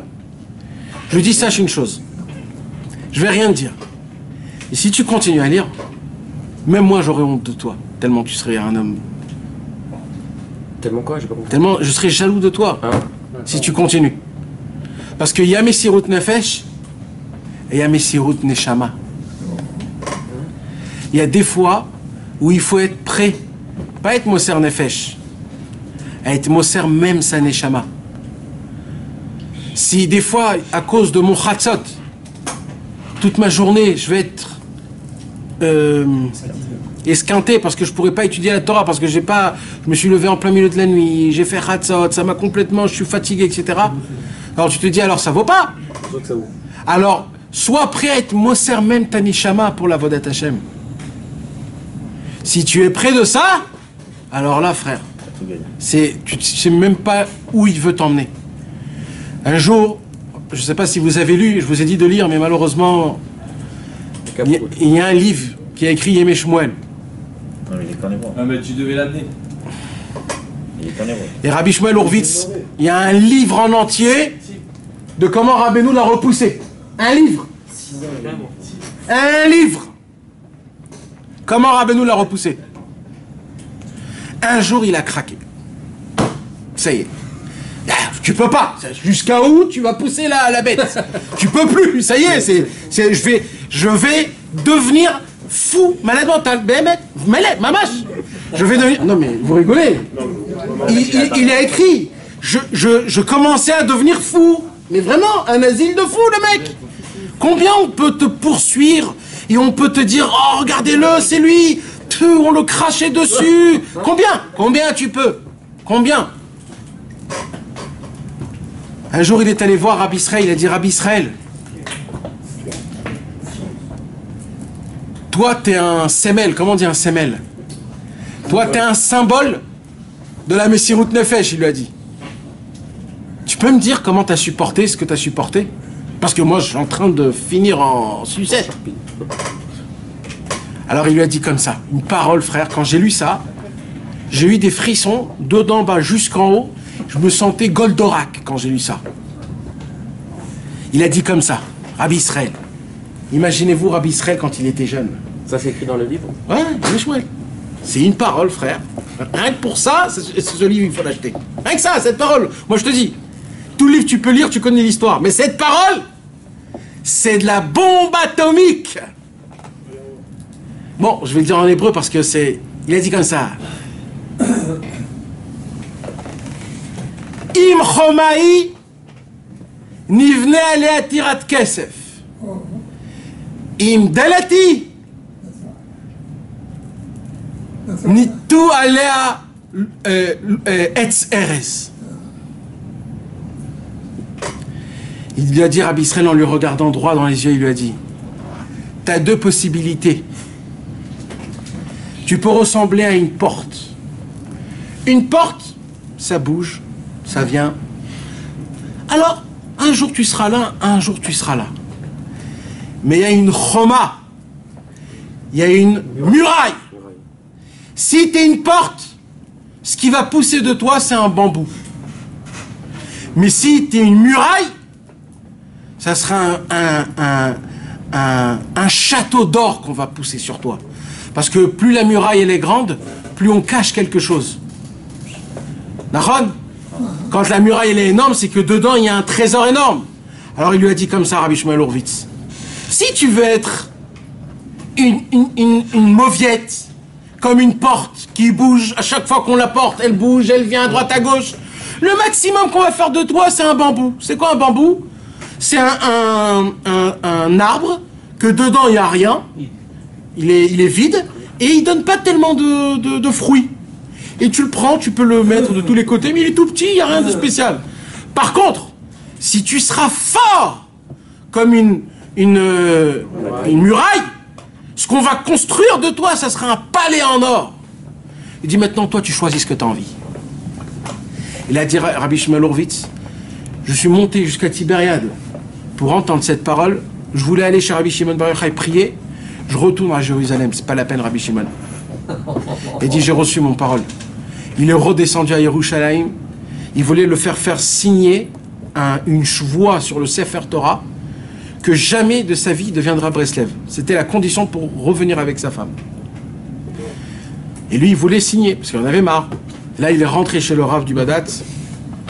Il a dit, où est la page? Il est la page, donnez-moi la feuille. Il a pris la feuille, il dit, regardez bien maintenant ce que je vais faire. Il a complètement déchiré, il a dit, maintenant, faites ce que vous voulez, vous tous. Comme ça, il a fait. Et vous croyez qu'après sa femme, elle est partie? C'est resté sa femme jusqu'à la fin de tous les temps. Il a eu 12 enfants avec. Jusqu'à aujourd'hui, il y a des Urvitzim. Jusqu'à aujourd'hui, tout le monde béni parle de sa grandeur. Parce que tout ça, c'est du tmanique qu'on te fait pour voir combien t'es prêt. Mais vadaï. C'est lequel je me rappelle? C'est l'arrière-grand-père. Arrière-grand-père. Rabbi Shmuel Horvitz, son fils, il s'est marié avec la fille de Rabbi Israël. Et ils ont eu Amram, le Keren. C'est ça. C'est pour ça. Il fallait les deux. Il fallait Rabbi Shmuel Horvitz. Il fallait Rabbi Israël, que le Zera de Rabbi Shmuel Horvitz et le Zera de Rabbi Israël, ils descendent en un. Et que ça soit lui qui fait la bombe atomique mondiale de Sifrei Rabbeinu. Il avait un château Quoi, d'or. Amram, comment tu dis? Abraham ou... Amram. Il est vivant aujourd'hui? Non, il est mort, ça y est. Mais c'est lui qui a tout fait, il a tout créé, il a tout. C'était un guerrier, ce mec. C'était un... Et ses enfants? Deux enfants. Ils font aujourd'hui. Deux enfants. Ah, c'est les enfants de ce monsieur. Il a deux enfants. Shmuel Horvitz et Nachman Horvitz. Ok. Et c'est aujourd'hui qu'ils font le... Tu comprends? On l'a fait dans le texte ou pas? Alors, où j'en étais? Donc, alors, tu comprends comment c'est fort cette parole? C'est une parole. C'est une parole. Moi, je vous l'ai dit, mais j'ai complètement refroidi les paroles, que Dieu me pardonne, mais quand tu le lis dans le livre, tu as des frissons, tu vois comment Rabbi Israël il le dit à Rabbi Shmuel Horvitz. Non, mais nous on l'aurait pas imaginé de toute façon. C'est une parole, mais c'est de l'or cette parole, de l'or. Mamash, Toda la Hachem qu'on a eu un élève comme Rabbi Israël. Tachlès, quand tu sens que tu es éloigné du tzaddik. Hein? Tachlès, quand tu sens que tu es éloigné du tzaddik. C'est justement parce que le tzaddik il veut t'en... Il est en train de te regarder là. Voilà. Il s'intéresse à toi. Exact. Ah ouais? Mais vadaï. Et il te dit, oulala, t'es en train de me fuir? Attends. Tu veux pas venir à Shavuot? Arrête, tu comme l'autre là maintenant. C'est Dafkassa pour que tu viennes à Rosh Hashanah avec une bombe atomique. Tu viens, tu réveilles Rabbeinu, tu lui dis oh. Alors maintenant, on va apprendre ce soir dans la Sikha. Du Machère, C'est ça la halakha de Machère, tout ça. C'est le inyan de comment il te rejette. C'est ça la halakha. C'est ça le chemin. Maintenant on va prendre pourquoi il nous fait ça. Ok, Dieu te bénisse. Alors, qu'est-ce que ça nous amène ça? Alors, Bechavod, qu'est-ce qu'il veut dire? Tu veux nous lire, ça fait longtemps? Bechavod. À voix haute, s'il te plaît. Dans le gros ou dans le petit? L'homme est chané. Juste fort comme ça tout le monde entend. Ouais, parce que pour que la caméra elle l'entende, c'est pour ça. À voix haute. Chut, 104. C'est pas du tout la même chose dans les deux. Ça fait rien. Si tu rencontres ce scélérat. Ce scélérat. C'est quoi? C'est méchant, ce roublard. Ok. Entre parenthèses, ils mettent le mauvais penchant. Ok. Ouais, le mauvais penchant. Entraîne-le à la maison d'études. Non, c'est pas ça, on l'a étudié ça. C'est la 104 104. Ah, tu m'as fait l'intro de la prochaine en fait. Ouais. On fait la prochaine, C'est la 105 alors. Alors c'est la 105. Mais on l'a fait l'autre. On l'a déjà fait. Non, celle-là on l'a pas fait. On l'a fait l'autre. À la fin, ça. Bon, alors on recommence. On recommence. Ah, je l'ai fait en live, ça veut dire. Non, 105, alors excusez-moi mes amis. 105 Non, bah c'est bien. On fait la 105 et la semaine prochaine 104. 104 de Vadaï. Canirek, c'était ça qu'on devait parler. Ouais, c'est sûr. Ça fait 1h30 que tu parles. Si c'était pas ça, on recommence. Alors Bechavod la 105. Ouais, la 105. Ceux qui sont capables de se tenir dans le palais du roi. Ah! Vous avez entendu? ceux qui sont capables de se tenir dans le palais du roi. Ouais. Car il existe en haut le palais du roi et il existe également en bas. Mais en bas, le palais du roi, c'est la parole. En effet, le palais correspond au nom de Dieu. D'accord. Le palais, on dit en hébreu, Echal. Ok? Echal, c'est ça. C'est la même gimatria que Aleph, Dalet, Nun, Yud. Ado, Nun. Ok? Maintenant, qu'est-ce qu'on dit? Adonai, Sefatai, Tiftar. Pourquoi on dit Dafka le Ado et pas Kel, ou Shakai, ou Tsevakot, ou Elohim? Pourquoi on dit Dafka Ado? Parce que c'est Dafka ce nom qui est sur la bouche. Lui, ce nom-là, c'est la Malchut, c'est la paix, c'est la bouche. C'est ce nom-là qui est en parallèle de la bouche. C'est pour ça, avant de faire l'Amida, qu'est-ce qu'on dit à Hachem? Hachem, ouvre-moi ma bouche. Mais quel nom de Dieu j'appelle?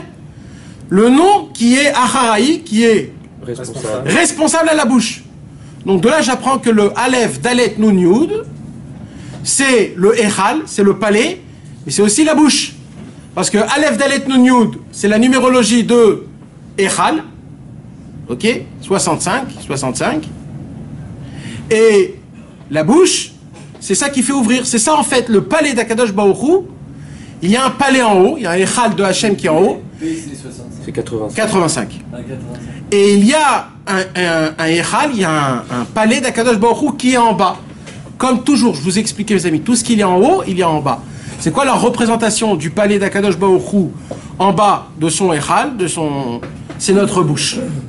Comment on arrive à rentrer dans le Echal de Dieu en haut avec la bouche? Alors ça veut dire quoi? Qu'est-ce qu'il faut faire? Il faut prier, qu'est-ce qu'il faut faire? On ne sait pas, pour l'instant Rabbeinu ne nous a pas dit. Il dit juste que la bouche, c'est ça, comme ça, avec ça on rentre. Alors, vas-y, continue. Adochem, clé de la parole, comme l'indique le verset Psaume 51, 17, ô souverain Adochem, ouvre mes lèvres. Hachem, Sfatai, Tiftar. Et il faut tenir bon dans le palais du roi qui est la bouche du juste. Ah, il faut tenir bon dans le palais du roi. Ça veut dire quoi? Dans la prière? Non. Chez le tzaddik. Non, là, ça veut dire, là, il nous dit que c'est déjà très difficile d'être dans le palais du roi. Il faut tenir, il dit Rabbeinu. Faut rien lâcher. C'est-à-dire, quand tu rentres dans le palais du roi, tu peux pas rester là-bas. C'est très difficile. Alors, comment on fait? C'est quoi le palais du roi, mes amis? C'est quoi le palais du roi? Quelqu'un peut me dire? Peut-être à comparer oui. Par rapport à l'histoire de... Alors, le palais du roi, en vérité, c'est la Vodat Hashem. Quand tu es dans le palais du roi, c'est quand tu es un serviteur de Dieu. Alors, ben maintenant, on t'invite, on te dit, vas-y, tu es dans la cour des grands. Tu fais Chatzot, il te boit des doutes, tout, etc., etc. Tu es dans le Echal de Hashem. Alors, il dira, ben nous quoi? C'est très dur de tenir là-bas. D'accord? Il faut être à carré. Alors, il dira, ben nous, comment on fait pour tenir là-bas? Alors, il dit, avec l'aide du juste. D'accord? Il faut avoir l'aide du juste. Et c'est quoi l'aide du juste? En effet. C'est la bouche du juste. Alors il va l'expliquer. En effet, c'est entre parenthèses, il peut arriver que le juste parle contre une personne et celle-ci devra savoir traverser l'épreuve. Ah, comment on tient dans le palais de Dieu? C'est quand le tzaddik, il t'éloigne. Oui, mais d'après toute l'intro que j'ai expliqué, tu comprends? Ça veut dire quoi en fait? Ça veut dire des fois, tu es dans le Echal de Hachem. Alors, des fois, c'est pas que de appliquer, de rester.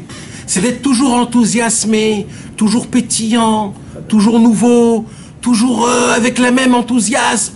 Je fais mon Birkat Amazon comme si c'est la première fois que je fais mon Birkat Amazon mot à mot dans le livre. Il te fait des ascenseurs émotionnels comme ça, des fois il va t'inviter dans son palais, tu vas faire des trucs, t'as l'impression que t'es un tzaddik, et puis le lendemain tu te réveilles, tu fais plus rien.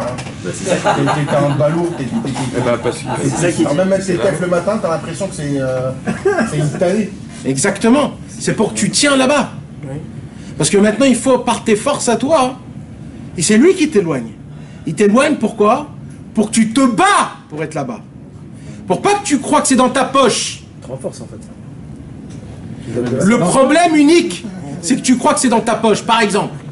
Oui, mais je crois que c'est dans ma poche parce qu'il m'a fait un cadeau, il m'a laissé rentrer gratuitement. Oui, mais oh, mais il faut que c'est toi qui l'as, il faut que c'est toi qui l'as. Pourquoi tu me laisses rentrer? T'as fait goûter. T'as fait goûter. Que c'est gratuit. Mon ami. Son aveu d'attache il est facile, c'est le sadique. Le peu que tu fais quand t'es dans le down, c'est le vrai. C'était ça. Mais pourquoi tu me fais croire que... C'est toi, là c'est toi qui compte. Pour goûter. Pour que t'apprécies un peu, sinon tu vas mourir. Si t'es tout le temps dans le down, alors tu... De loin, c'est encore pire. Dis vas-y. Tu veux être tout le temps dans le... Parce que quand t'étais en haut, tu croyais que c'était toi. Et tu te formes. Hein? C'est ça. Non mais parce que quand t'es en haut, le truc c'est de pas d'arriver à comprendre que c'est pas toi. Mais là-bas, il faut faire surtout attention de ne pas croire que tu as acquis quelque chose, ça y est, je suis un truc. Comme ça, quand tu tombes, ça te permet de gérer la descente. C'est facile. T'as goûté, mais tu sais que c'était cadeau. Donc maintenant, quand tu es en bas, tu sais que ce que tu vas faire, c'est toi.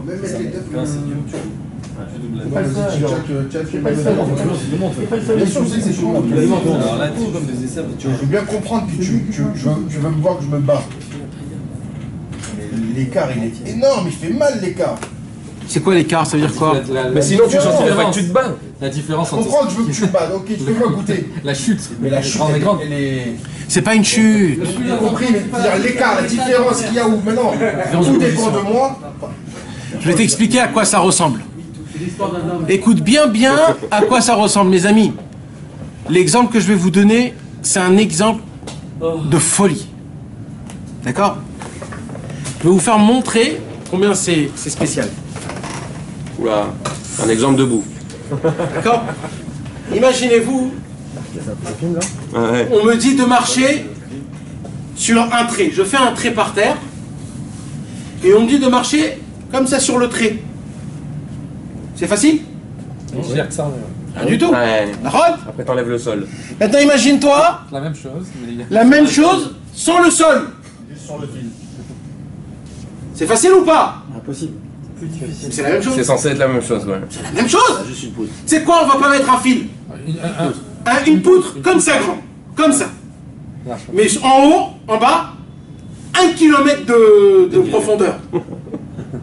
Et les crocodiles en bas. Voilà. Ils attendent juste que tu tombes. Est-ce que c'est facile de le faire? Tu peux plus bouger. Mais qu'est-ce qui s'est passé? C'est le même truc. C'est exactement ça. Le chemin, il est exactement le même. Donc le mérite, il est beaucoup plus grand quand t'es sur les crocodiles. Enfin, taille. C'est ça où t'es formé. C'est pas quand c'est facile. Quand c'est facile, on veut t'aider. Donc c'est bien d'être dans le down. Attends, ça veut dire quoi le chemin est exactement le même? Quand t'es en quand tu te bats. Oui, vadaï. Je vois pas le parallèle. Tu vois pas la différence? C'est que dans les deux cas... Dans les deux cas... Non, dans les deux cas, d'après ce qu'il a dit Jérémy, dans les deux cas, tu restes le même. C'est-à-dire le parcours, c'est le même. Ton parcours, c'est le même. Même si tu crois que tu fais pas assez dur, le parcours, il est le même. On te demande pas plus que ça. C'est juste un sentiment qu'on te laisse. T'es tout seul. Au début, c'était facile. Voilà. Maintenant, c'est plus dur, mais en vérité, c'est pas plus dur, c'est le même système. C'est la place qu'il veut. Exactement. C'est la même place qu'il veut. C'est exactement les mêmes pas que tu dois faire. Mais là, la différence, c'est que là, il y a un trou, là, il n'y a pas de trou. C'est pas qu'on te demande maintenant de faire un sprint ou alors... Non, c'est le même. Est-ce que tu es en train de dire que quand Machar il va arriver, on va se prendre la tête plus en fait, il va nous repousser? Le tzaddik? Si tu te réveilles pas maintenant, oui, un jour ça va se faire. Un jour, on sera obligé de passer par là-bas, sache-le. Tu peux le faire maintenant et après ça sera très facile. Si tu es sérieux maintenant, quand Machar viendra, toi il devra juste te faire comme ça et c'est fini pour toi. Les autres, ça va prendre du temps jusqu'à qu'ils vont accepter, Il faut accepter aujourd'hui de plus... Eh oui, si aujourd'hui, c'est pour ça que Rabbeinu dit mitzvah de la lot besimcha tamid. Pourquoi? Parce que Rabbeinu, il te dit, si dans tous les cas tu es content et que tu es joyeux, que tu te remercies, il t'a fait tout ce que tu as fait. Tu dis merci que j'ai une kippa, que j'ai un tzitzit, que je fais Birkat Hamazon, je fais les brachot. Et je suis très content de tout ce que je fais. Et le peu que je fais, j'essaye de le faire le mieux que je peux.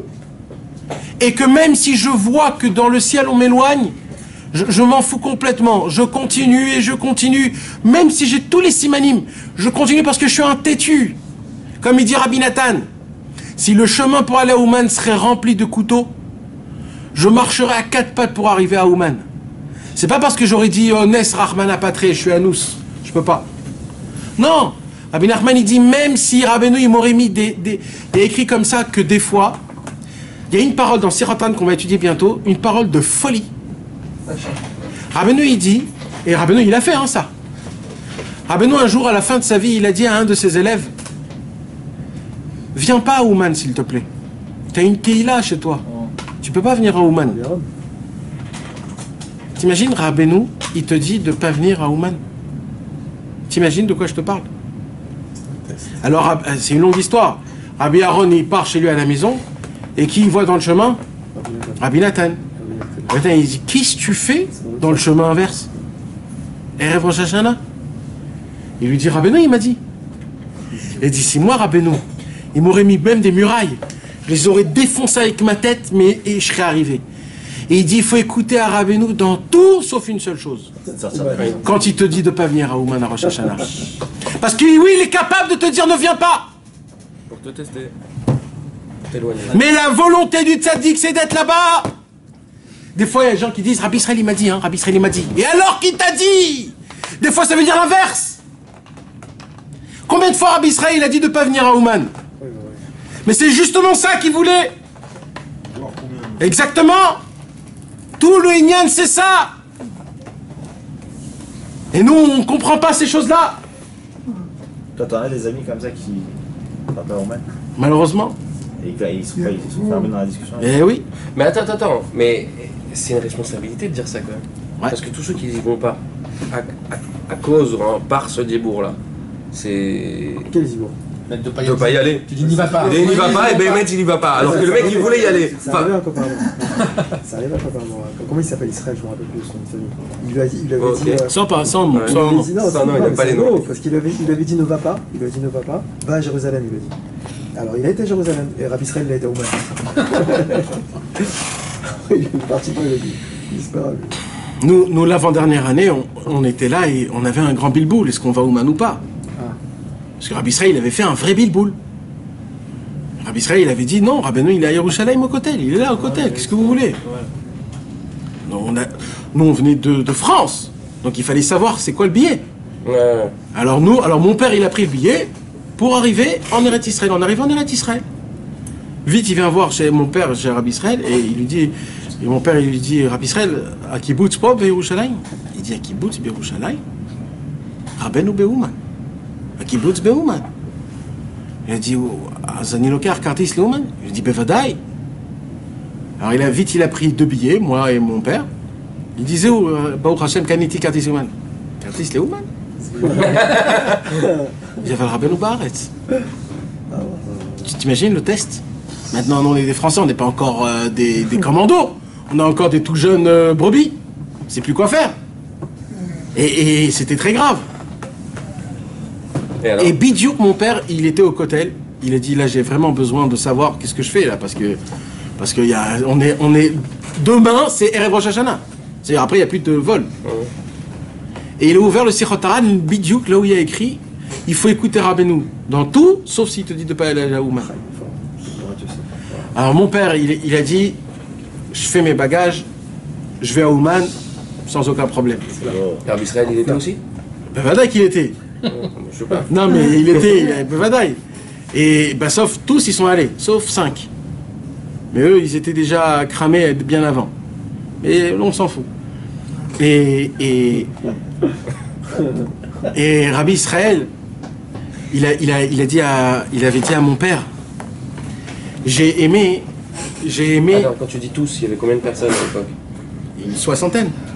Ah, d'accord. C'est une 60aine d'élèves. Oui, d'accord. Il a dit j'ai aimé, parce qu'il avait vu mon père à la Sda Toufa, à l'aéroport. Et mon père, il marchait avec sa valise, avec le caddie. Comme ça, tu sais, très sûr de lui, comme si de rien n'était. Et Rabbi Israël, il a dit j'ai aimé la sans aucun safek. Voilà, chez Rabbeinu, on ne vient pas avec des sfekotes. On vient fermer. Il n'y a pas de sfekot. T'as un safek, là, j'ai pas besoin de toi. C'est split sfekot. Et t'as bien marché, quoi. Ça veut dire... Ah, il devait planer. C'est ça, tu comprends? Il faut pas... T'as dit, je fais quoi? Bon, c'est sûr, aujourd'hui, je sais pas comment c'est quoi la Naga, tu comprends? Mais on a été éduqués à la dure avec Rabbi Israël. Ça nous a formés, ça nous a formés. C'est pour ça que c'est quelque chose de spécial. Quand on voit aujourd'hui comment ça fonctionne, tu te dis, mais purée, mais comment nous on sait que c'était, c'est quelque chose. C'est une différence tellement grande, tellement grande. Doriatom. Mamash. C'est pour ça que c'est important d'en parler. Et c'est ça qui te dit Rabbi Israël. C'est quoi tout ce qui nous a fait Rabbi Israël? C'est pour... Voilà, je vais vous raconter une très belle histoire, avec ça je vais terminer. Écoutez bien. On n'a pas fait la sikha, tu charries là ou pas? Elle est finie, elle est toute petite. Écoutez cette sikha, mes amis. J'ai parlé avec... Il m'en a montré le pétex. On a... Donc 2 secondes, toutes les galères que les mecs on peut rencontrer maintenant... C'est en fait pour que tu tiens le plus longtemps dans le palais de Dieu. Non mais Chazal Shalom, il y a des gens, ça peut même aller jusqu'à des paroles de Dibour où la femme elle te dit si tu pars... Dans la porte, elle a les clés de la porte, elle aura... Tu lui donnes... C'est pas vrai. Il faut que tu sois un vrai homme. Tu lui donnes un paquet d'amour. Même si elle te crache sur ta tête, elle te donne des gifles, elle te frappe, tout ce qu'elle te fait, tu lui donnes double d'amour. Double d'amour. Et tu lui dis, ma chérie, je fais tout ça pour toi, même si tu ne le comprends pas, sache-le. Tu lui fais doublement d'amour dans tout. Tu dois lui acheter des cadeaux. Mais toi, tu dois partir. Ça peut te faire des problèmes de Shalom Bayit, tu pars quand même. Bevadaï. Bevadaï. En Shashana, hein? Quand en Shashana. Il n'y a pas un divorce. Ouais, même divorce. Si sa femme elle empêche qu'il a divorce. Il est où, Moshe? Voilà, vas-y, tu vas raconter une belle histoire. Très belle histoire. Très belle histoire.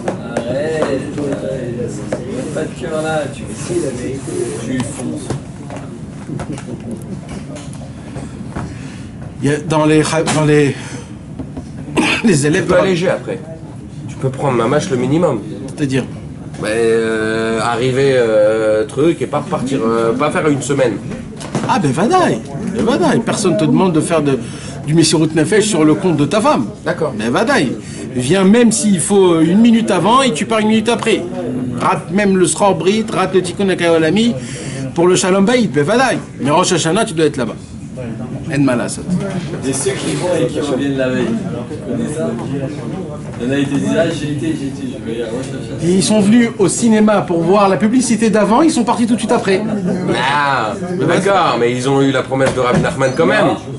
Il a parlé de Rosh Hashanah, il a parlé de venir chez lui. Non, mais il y a la promesse 1 et il y a le kibbutz 2. Oui, ils ont eu la promesse. D'accord, mais le kibbutz il n'était pas. C'est déjà quelque chose. Alors, l'histoire, je termine, les gars. Vas-y, on discute. Je t'en discute pas. Top. Juste, je termine l'histoire. Très belle histoire. Hein, écoutez bien ça. Dans les élèves de Rabbi Israël, je veux pas que vous preniez les... Prenez juste ce que moi je vous donne. Ne prenez pas sans permission quelque chose d'autre dans l'histoire que... De quoi Je fais des intros sur des trucs que t'as pas dit. Non, faites pas des déductions par rapport à ça, ça veut dire que... D'accord. Vous pouvez pas comprendre ce qu'il y avait à l'époque. Vous pouvez pas comprendre. Dans les élèves de Rabbi Israël, il y en a eu beaucoup qui ont souffert. Beaucoup qui ont souffert. Et il y a eu une personne qui était un élève de Rabbi Israël. Un Français, comme nous tous. Un Français qui était très engagé, mamache et tout. Après que Rabbi Israël est parti de ce monde, il a eu une accumulation de problèmes, le pauvre. Et un jour, il a craqué. En malasot. Et il est reparti en France. Il a rasé la barbe, les péotes. Et malheureusement, il s'est perdu en France. Il s'est perdu. Divorcé, etc. Il a arrêté de voyager à Ouman, il a tout arrêté, le pauvre. Tout arrêté. Et c'était un bon ami à moi et à mon père. Très bon ami. Et moi, ça me faisait beaucoup de la peine. C'est dommage. Des neshamot comme ça, c'est dommage. Peut-être 6 ans, il n'est pas venu à Ouman. Un jour, je prie comme ça derrière dans le Minyan Nanar, et je vois un mec avec un blouson un bombeur. Non, un blouson de l'agent Colombo. Ouais, tu sais, long comme ça, fermé, un peu spécial, tu vois à 1 kilomètre, tu vois ce genre de blouson. Avec une petite casquette bonnet comme ça. On voit un vrai Français, quoi. Un Français, mais un vrai de folie, quoi. Il marche comme ça avec son fermé. Il faisait le soleil, lui, il avait son blouson fermé. Il marchait comme ça avec sa montre. Il marchait comme ça. Avec son sac en plein Rosh Hashanah, quoi. Ça veut dire un mec, tu te dis, mais qu'est-ce qu'il fout, lui? Rosh Hashanah. Et c'est qui? C'est lui. Je le vois. Je dis, oh! Il me voit, il dit, oh là là, et en plein milieu de la prière, je vois, on s'embrasse, t'as comment ça va, etc. Il m'a dit, oh là là, et tout, purée, je suis revenu là à l'époque, c'était ici qu'on priait et tout. Je dis, oui.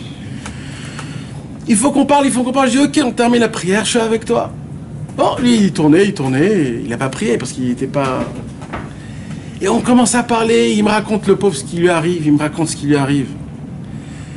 Les histoires des histoires à s'arracher les cheveux. Jusqu'à où il est allé, le pauvre? Jusqu'à où il est allé, des histoires, tu t'imagines même pas qu'un homme il peut aller aussi loin. Je lui dis, mais qu'est-ce que tu fous ici alors? De quoi? Dans le pas bon, tu veux dire? Ouais. Je lui dis, mais qu'est-ce que tu fous ici? Il m'a dit comme ça.